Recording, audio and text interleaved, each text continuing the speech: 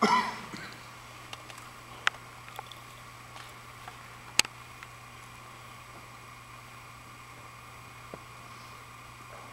evening, everyone. My name is Tom Kelley. I'm the Acting District Manager of the South Jersey District.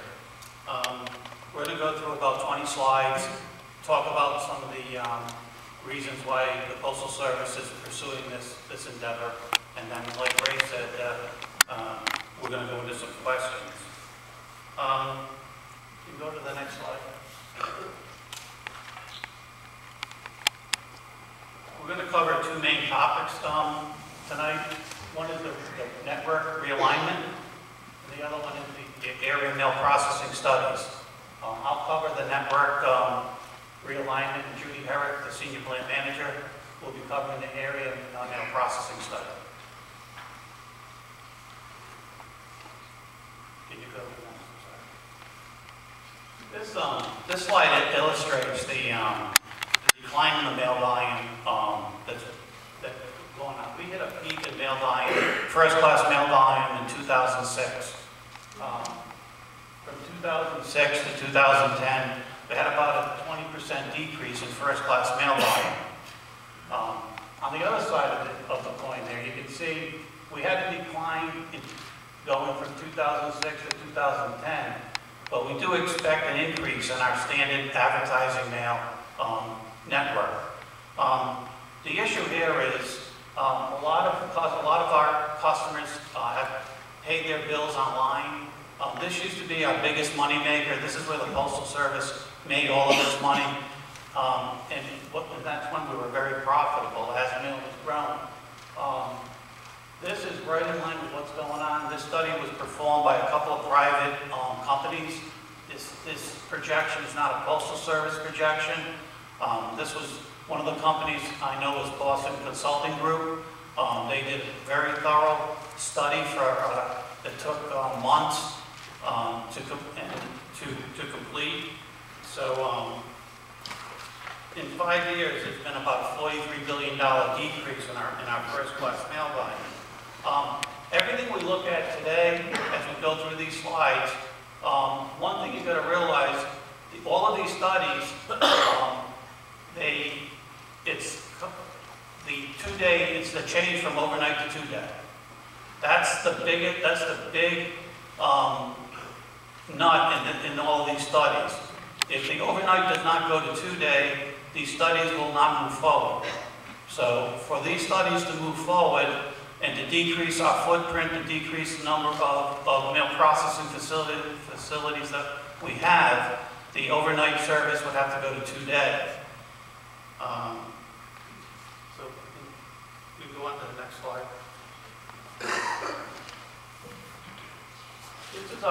This shows the growth of expansion in the Postal Service.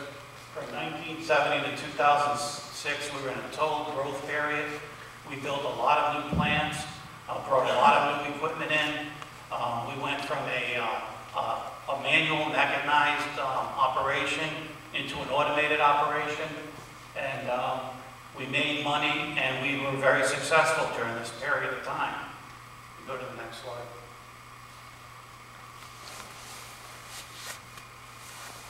Unfortunately, this shows the expected decrease, and that's why right now we have excess capacity to process the mail, and so that's why we're trying to decrease our footprint, become a more efficient operation, and anyone who works in a plant really knows that there's a lot of effort put around overnight mail. There's a lot of money spent trying to keep the overnight network intact. Most of the Tour 1 employees, I've worked Tour 1 for a long time. There are times during the night that you're waiting for the overnight mail to come in to process. So there's this lag time of waiting for mail.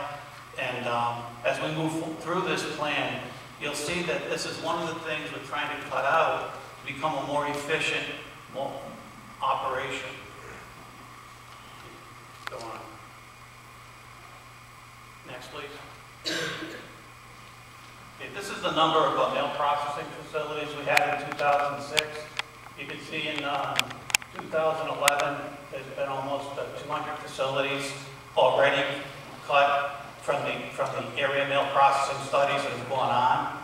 And they're hoping, well, if these studies become, successful, by 2013, we're looking at less than 200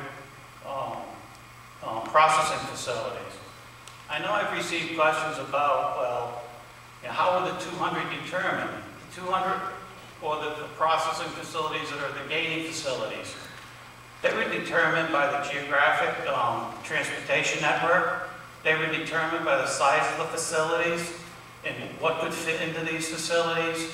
So that was a lot of the thought process behind this study, and it's an ongoing study. Nothing's been completed. Every day something else is being looked at. But that's kind of the thought process behind this. You move on to the next slide. Right now this shows the 487 facilities we have today, basically where they're located. And again, they're in existence to support the overnight service standard. Most of the processing, the big part of our processing in the Postal Service is done anywhere from 10 at night till 6 in the morning. That's when all the machines are running. That's when we're the busiest. That's when we're the most active processing mail.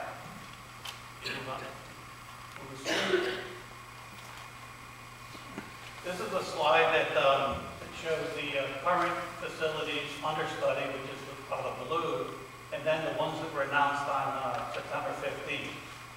So in Monmouth's case, this was announced on September 15th. This study we were one of the 252 potential consolidation plans in the country that were being looked at. This is what, if all of the studies, and again, there's been roadblocks in some of these studies, but if all of the studies were to come to fruition, this is what the network would look like.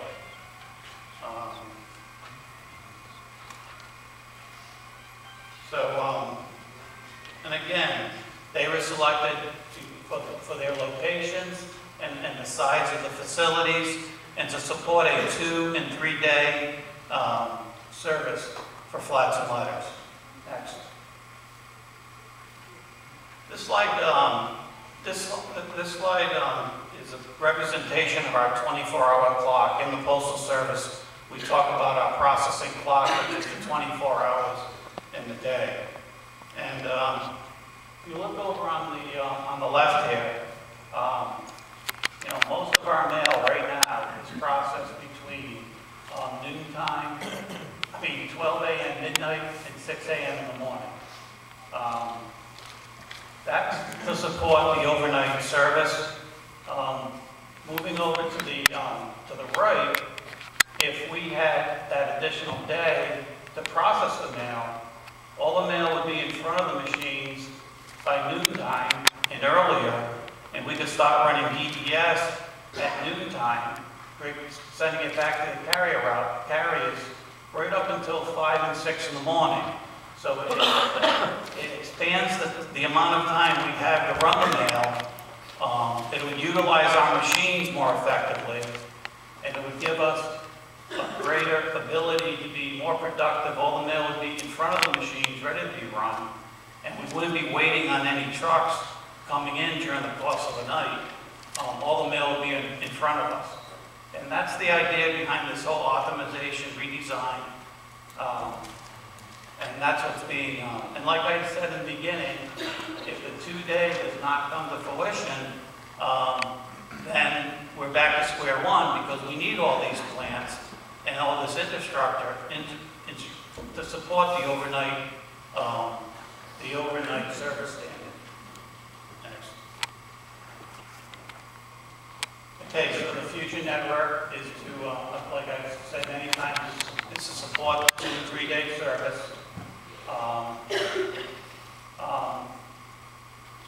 Revised entry points. I know I had a mailers meeting recently at the Monmouth plant. The Monmouth plant will remain an entry point for the mailers, the local community. It does reduce the amount of equipment we have. If we can run the equipment longer and make it and keep it filled with mail, make it a more productive operation, it's going to reduce the amount of equipment, and it's going to reduce our footprint. And by footprint, it's going to reduce the number of facilities that we have in the country that we need to support. The benefits, again, it's kind of the same thing. It eliminates excess capacity. It becomes a more efficient transportation network. Trucks are running full with more mail in them rather than air in the trucks, and trucks not being full. It fully utilizes our workforce, and there's a significant annual savings to this throughout the country. Last figures I saw, we lost about over $5 billion this past fiscal year, and if we paid into the retirement fund, the $5.3 billion or whatever that is, we would have lost more than $10 billion, and that would put us out of business. So, you know, we have to do something to become again a profitable organization, and this is why this plan, why this whole network optimization is being looked at to try to improve our efficiencies, to try to improve our bottom line profitability. Next.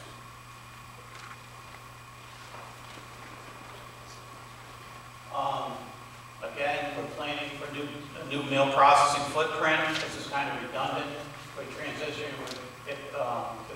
The 2 days move forward. We're transitioning into 2 and 3 day service standard. And our approach is the ongoing communication with our employees. The Postal Service has a proud tradition of taking care of their employees. Judy will go over some of the numbers, and that's not going to change. The employees are going to be taken care of. We've, over the last few years, we've had about 200,000 employees leave the organization, mostly through retirements. No one's been laid off. Everyone's had a job, and we continue that. We're going to continue that tradition in the future. Next. This basically gives you a breakdown. I know when I started in the Postal Service, we had about 850,000 employees. Here you can see we were the largest employer in the country, in the nation. I think Walmart overtook us maybe 10 years ago. And right now we have about 559,000 career employees. Of those 559,000, 151,000 work in mail processing.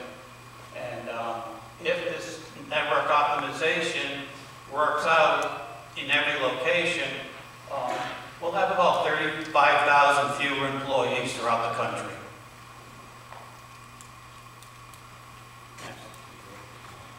Okay, I'm going to introduce Judy Herrick, who's the Senior Plant Manager in the South Jersey District, to go over the next few slides.